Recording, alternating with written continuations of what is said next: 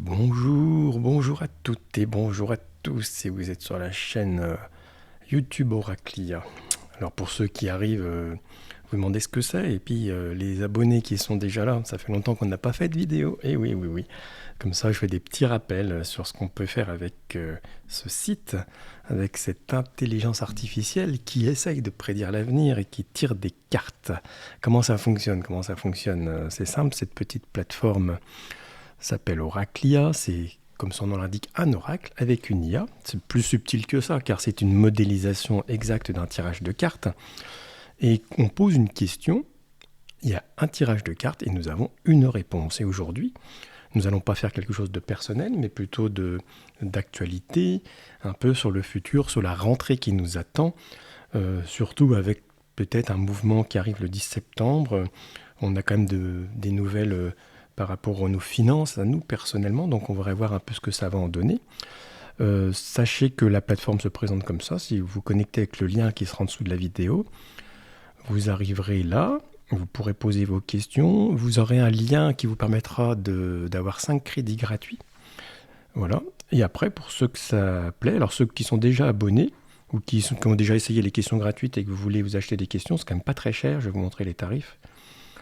Si vous posez 5 questions, ça coûte 6,99 €.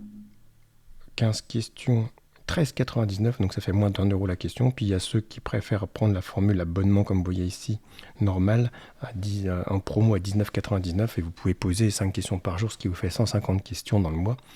Voilà.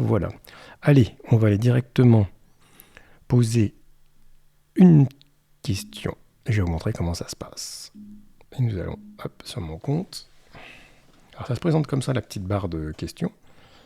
Alors, vous voyez, bon ça c'est joli. On peut choisir le domaine. Donc bien sûr, le but c'est que vous posiez des questions pour vous, c'est que ça qui est le plus intéressant.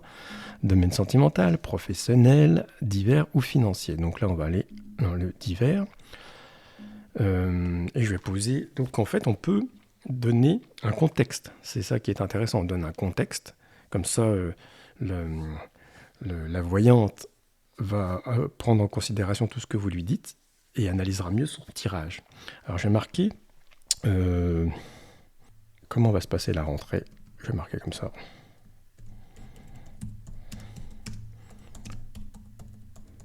La rentrée en France. Car il y a un mouvement. Il faut bien marquer les choses comme ça. Hop. Populaire.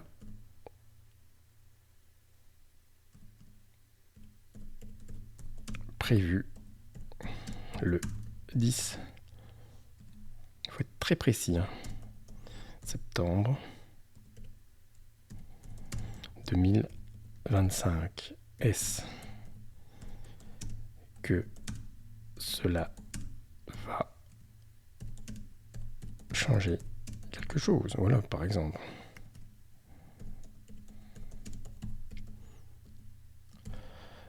Et c'est parti. Déjà, bien sûr, réponds-moi. Et regardez comment ça se passe.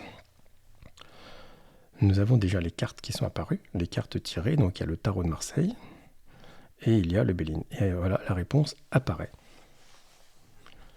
Et je vais vous la lire. Je suis Oraclia, votre guide des énergies à venir, et aujourd'hui je vous convie à l'écoute des signes que m'offrent les cartes. Vous m'avez demandé de lever le voile sur la rentrée en France, à la veille d'un mouvement populaire prévu le 10 septembre 2025. Je vais vous révéler le chemin qui s'ouvre devant nous grâce au tirage des cartes et de l'oracle. Laissez-moi d'abord évoquer le tirage en croix avec le tarot de Marseille. Sachez que si vous faites une question pour vous, ça va se passer de la même façon. Le chariot inversé nous prévient d'un élan contrarié. L'énergie de l'action qui d'ordinaire permet d'avancer avec détermination semble bloquée ou mal orientée. Cela traduit une période où les systèmes traditionnels peinent à tenir la barre, où la mobilité des idées se heurte à une inertie pesante.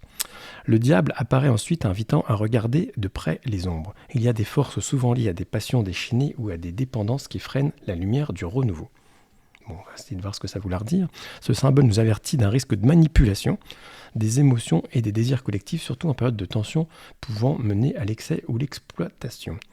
L'empereur inversé accentue la fragilité des structures établies. Les figures d'autorité traditionnelles montrent ici des signes d'instabilité et de recul. La gouvernance semble vaciller et ne parvient pas à offrir la stabilité attendue, créant ainsi un climat difficile à contenir. Enfin, la Lune, messagère de l'intuition et des illusions, nous parle d'une atmosphère empreinte de doute et de méfiance. Ce voile de mystère et de confusion peut masquer les véritables intentions et compliquer la compréhension des événements à venir. Maintenant, écoutons ce que nous révèle le tirage du Béline. Alors c'est ça, les cartes du Béline, elles sont là.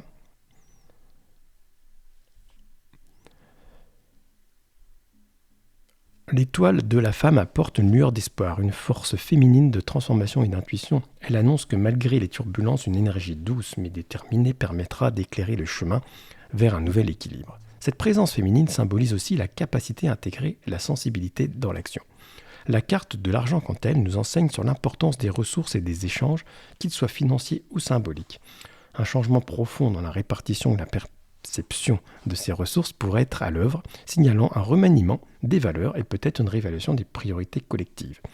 Enfin, la carte du vol-perte évoque une sorte de sacrifice nécessaire, un passage par lequel certains biens, statuts ou repères se verront dévalorisés afin de laisser place à une transformation. Cela n'est pas une perte définitive, mais plutôt le prélude à l'émergence de nouvelles possibilités, même si le prix à payer peut être éprouvant à court terme. En rassemblant ces messages, voici la guidance que je vous offre. La rentrée en France sera marquée par des perturbations. Le mouvement populaire du 10 septembre s'inscrira dans un contexte où l'ancien ordre vacillera, incapable de maintenir son cap. Les structures de pouvoir se montreront désordonnées et fragilisées, tandis qu'un climat d'incertitude et d'illusion s'installera.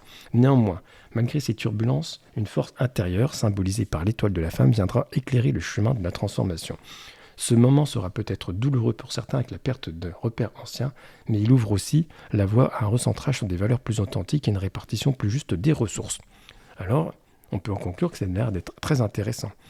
Si je me souviens bien, le mouvement, c'est pas seulement, c'est pas une manif, mais c'est une sorte de boycott, si je me trompe.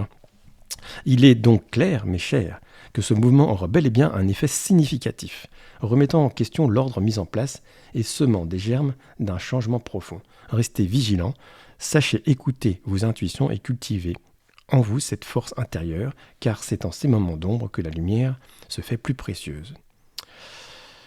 Alors, j'oserais dire que je vais faire un autre tirage. Voilà. Alors je vais continuer, parce que du coup ça m'a donné une idée. On va demander si le gouvernement Bayrou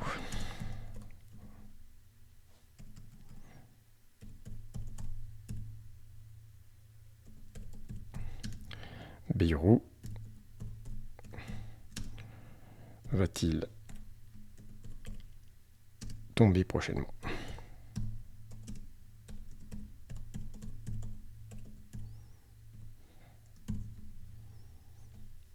Et on est parti.